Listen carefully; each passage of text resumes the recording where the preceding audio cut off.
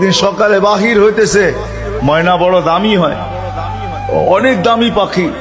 তো বাহির হইতেছে, তো ময়না জিজ্ঞাসা করতেছে মালিক কোথায় যাবে?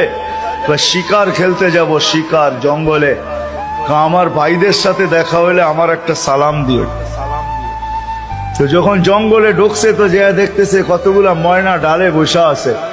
তো নিজের ময়নাটার সালামের কথা মনে উঠছে, তো ডাক দিয়া কইতেছে, শোনো, তোমাদের মতো একটা ময়না আমার বাড়িতেও আছে, সে তোমাদেরকে সালাম দিছে। এই কথা বলতে দেরি এই ময়নাগুলা ডালের থেকে পড়া মরতে দেরি হয় না। তার মন খারাপ হয়ে গেছে যে ওর সালামে এমন কি বিষ মিশানো ছিল যে এত দামি দামি 12-13টা ময়না মরে গেল। তো শিকার না খেলেই বাড়িতে চলে আসছে। তো ময়না জিজ্ঞাসা করছে, মালিক এত তাড়াতাড়ি ফিরলে, হাতে তো কোনো শিকার দেখি না।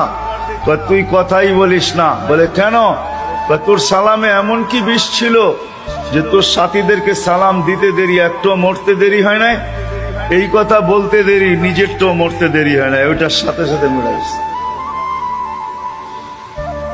তো খাঁচার দরজা খুইলা সামনে নিয়ে বৈশা অনেকক্ষণ কাঁদছে, না লড়েও না, চড়েও না, চক্ষুও খোলে না।